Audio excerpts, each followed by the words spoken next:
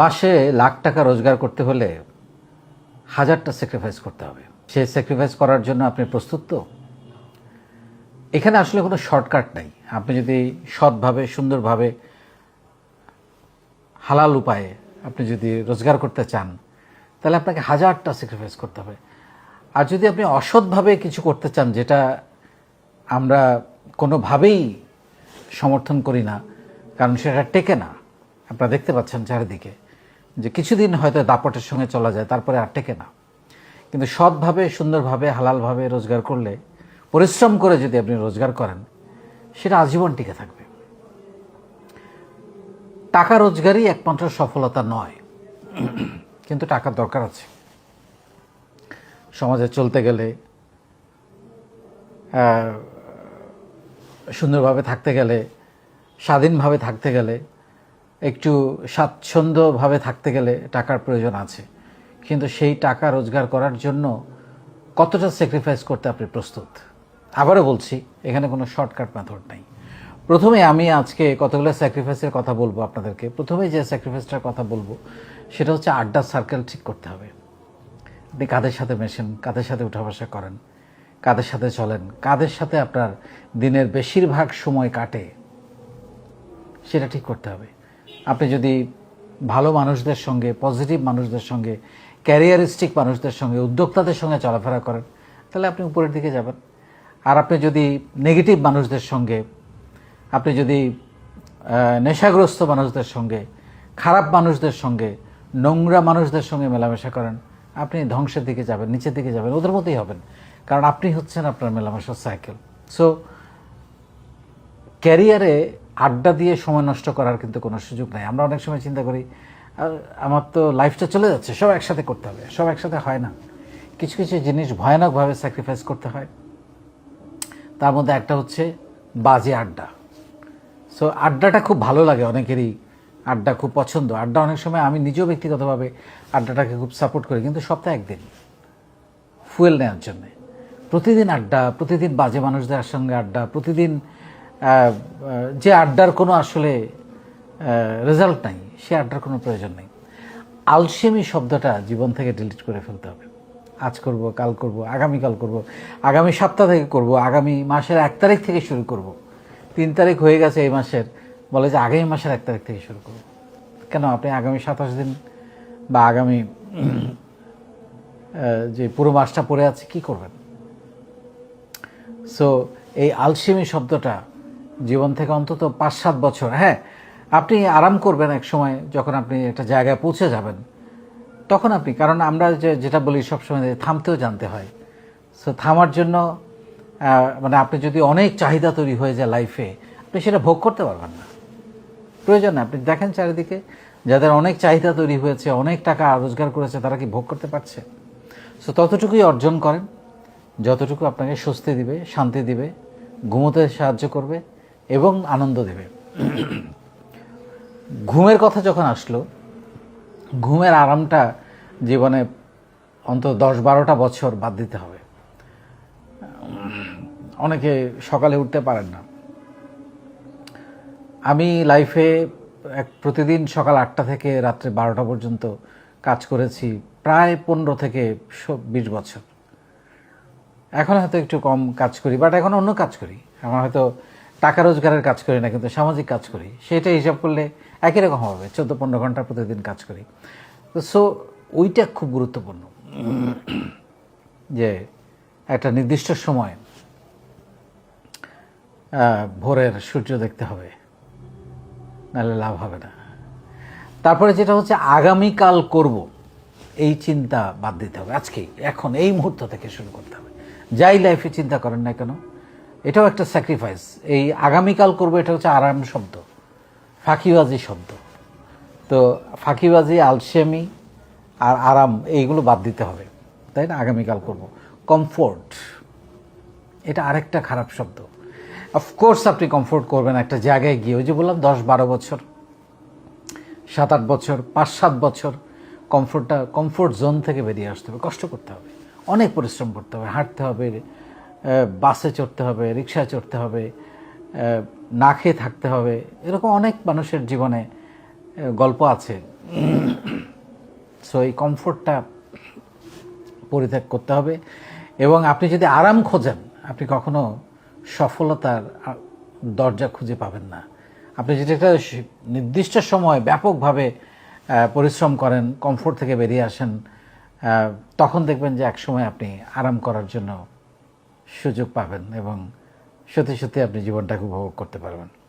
রাগ এবং ইগো, আমি বহু মানুষকে দেখেছি জীবনে ধ্বংস হয়ে যেতে শুধুমাত্র তার রাগ এবং ইগোর কারণে। বহু বড় বড় ব্যবসা প্রতিষ্ঠানকে ধ্বংস হয়ে যেতে দেখেছি তাদের পার্টনারদের মধ্যে, শেয়ার হোল্ডারদের মধ্যে রাগ এবং ইগোর কারণে। কাজ করতে হবে টেকনিক্যালি। যেখানে আপনার অর্থনৈতিক ব্যাপার সম্পৃক্ত, যেখানে আপনার সম্পর্কের ব্যাপারগুলো সম্পৃক্ত, যেখানে আপনাদের একসাথে চলতে হবে, সেখানে এই রাগ ইগোগুলোকে বাদ দিতে হবে। আপনি কার সাথে, কোন দূরের প্রতিবেশীর সাথে, দূরের মানুষের সাথে রাগ করলেন তাতে কিছু যায় আসে না, কিন্তু আপনার প্রতিবেশী, আপনার পার্টনার, আপনার ব্যবসায়িক বন্ধু, আপনার পরিবার, এগুলোকে তো আপনি রাগ ইগো দিয়ে বাদ দিয়ে ফেলতে পারবেন না। সো এইগুলো কোনো অবস্থাতেই গুরুত্ব, এটাকে উপরে আনা যাবে না, থাকবে ভিতরে ভিতরে। জবাব দেওয়ার জন্য, এই যে রাগ ইগোর কথা যেহেতু বললাম, এই রাগ ইগোটাকে জবাব দেওয়ার জন্য 5-7 বছর 10 বছর অপেক্ষা করতে হবে। কারণ আমরা তো শিখেছি যে আমরা কথায় নয়, আমরা জবাব দেব কাজে, আমাদের বিনয় দিয়ে, আমাদের ভালোবাসা দিয়ে। বহু অপমান, বহু গ্লানি, বহু কষ্ট জীবনে আপনি পাবেন চলতে গেলে, কাজ করতে গেলে, এগোতে গেলে। মানুষ আপনাকে নিয়ে খুবই আজে বাজে কথা বলবে, তোমাকে দিয়ে হবে না, কি একটা মা এসেছো, কিছুই পারো না। কিন্তু এক সময় আপনি যদি লেগে থাকেন, ব্যাপক পরিশ্রম করেন, নিজের উপর জিদটাকে, ওই যে রাগ এবং ইগো না দেখিয়ে জিদটাকে দেখাতে পারেন, তাহলে একসময় আপনার কথার জবাব আপনাকে মুখ দিয়ে দিতে হবে না। আপনার সমস্ত কথার জবাব হবে এগিয়ে গিয়ে, আপনার অবস্থান পরিবর্তনের মধ্য দিয়ে। সব জবাব, সব অপমানের প্রতিশোধ, এর থেকে সুন্দর প্রতিশোধ আর কিছু হইতে পারে না। সেটা হচ্ছে তার থেকে এগিয়ে যাওয়া। যে আপনাকে আজকে অপমান করছে, সে একদিন আপনার সঙ্গে দেখা করার জন্য, আপনার সঙ্গে কথা বলার জন্য নিজেকে ধন্য মনে করবে। এর থেকে বড় জবাব, এর থেকে বড় প্রতিশোধ আর কিছু হইতে পারে না। জীবনের যে কোনো পরিস্থিতিতে পজিটিভ থাকতে হবে এবং পজিটিভ মানুষদের সঙ্গে মিশতে হবে। নেগেটিভিটি আপনাকে কিছু দেবে না এবং নেগেটিভ মানুষদেরকে থেকে অনেক 100 মাইল দূরে থাকতে হবে। তারা আপনাকে ডাউন করে দেবে, তারা আপনাকে উপরে উঠতে দিবে না, তারা আপনাকে খোঁচা দিবে, আপনাকে অপমান করবে, আপনাকে ব্যস্ত রাখবে যাতে আপনি রিয়্যাক্ট করেন। নো, রিয়্যাক্ট করা যাবে না। এটা তার সমস্যা, সে নেগেটিভ আচরণ করছে, এটা তার না পাওয়া। সে নেগেটিভ আচরণ করছে, এটা তার অপ্রাপ্তি, তার জীবনের হতাশা, একাকিত্ব, অসুখ। তাকে আপনি অসুখ ভাবেন, অসুখী ভাবেন, তা ধরে নেন এটা তার রোগ। সেজন্য তার প্রতি করুণার দৃষ্টি দেন, দোয়া দেন তার জন্য যে তুমি তোমাকে নিয়ে ভালো থাকো, আমার সঙ্গে তোমার কোনো কাজ নেই। জবাব তো হবে একদিন, যখন তাকে ছাড়িয়ে যাবেন আপনি সব কিছু ছাপিয়ে। আরেকটা হচ্ছে ফিটনেস, যেটা খুবই গুরুত্বপূর্ণ। আপনি যে এই যে টাকা রোজগার করছেন, আয় করছেন, সম্পদ তৈরি করছেন, কে ভোগ করবে? আপনি, আপনার পরিবার। আর আপনি যদি সুস্থ না থাকেন, ফিট না থাকেন, তাহলে তো কোনো কাজ হবে না। তাহলে কাজ করতে হলে, এগিয়ে যেতে হলে, রোজগার করতে হলে প্রতিদিন 1 ঘন্টা ভুলে যেতে হবে। জীবন হচ্ছে 23 ঘন্টার, দিন হচ্ছে 23 ঘন্টার, 24 ঘন্টার না। 1 ঘন্টা ঘাম ঝরানোর জন্য। সো 1 ঘন্টা ঘাম ঝরাতেই হবে। যদি আপনি ফিট না থাকেন, কোনো সফলতা জীবনে কাজে আসবে না, কোনো টাকা জীবনে কাজে আসবে না। জিহ্বাকে নিয়ন্ত্রণ করতে হবে। আমাদের সমস্ত অসুখের মূল কারণ হচ্ছে আমাদের খাওয়া দাওয়া, আমাদের পরিণামহীন, বেপরোয়া এবং স্বাদ। আমরা স্বাদ খুঁজি, ফাস্টফুড, জাঙ্ক ফুড, যা খুশি আমরা খাচ্ছি।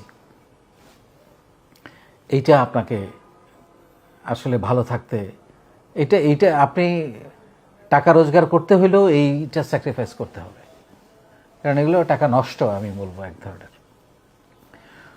দক্ষতা বাড়ানোর জন্য আপনাকে ইনভেস্ট করতে হবে, টাকা ইনভেস্ট করতে হবে।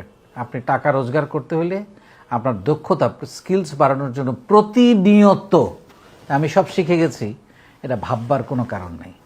প্রতিনিয়ত প্রতি বছর আপনাকে পরিকল্পনা করতে হবে যে এই বছর আমি 3-4টা নতুন স্কিলস শিখব।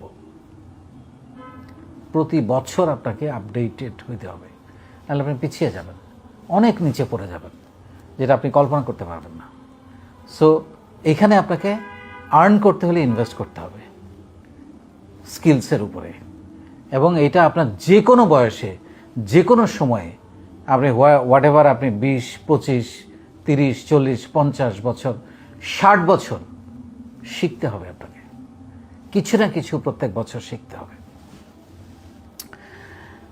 আরেকটা হচ্ছে ডোন্ট গিভ আপ, এটা খুবই গুরুত্বপূর্ণ। আমরা ওই যে কমফোর্ট হচ্ছে না ছেড়ে দেই, এবং আপনারা জানেন তো যে বেশিরভাগ কাজ 85% সম্পন্ন হওয়ার পরে আমরা গিভ আপ করি, হয়তো আর 5% লেগে থাকলে এটা হয়ে যেত, 90%-এ গিয়ে এটা কমপ্লিট হয়ে যেত। সো গিভ আপ করা যাবে না, হাল ছেড়ে দেওয়া যাবে না, লেগে থাকতে হবে, লেগে থাকতে হবে এবং ভীষণভাবে লেগে থাকতে হবে। এবং যেই কাজে আপনি সফল হইতে চান সেই কাজটা প্রতিদিন করতে হবে। এটা একদম সহজ সমীকরণ। আপনি যে কোনো কাজে সফল হইতে চান, আপনি দৌড়াইতে চান, উদ্যোক্তা হইতে চান, আপনার স্ট্যামিনা বাড়াইতে চান, যাই লাইফে করতে চান না কেন, সেই কাজটা আপনাকে প্রতিদিন করতে হবে।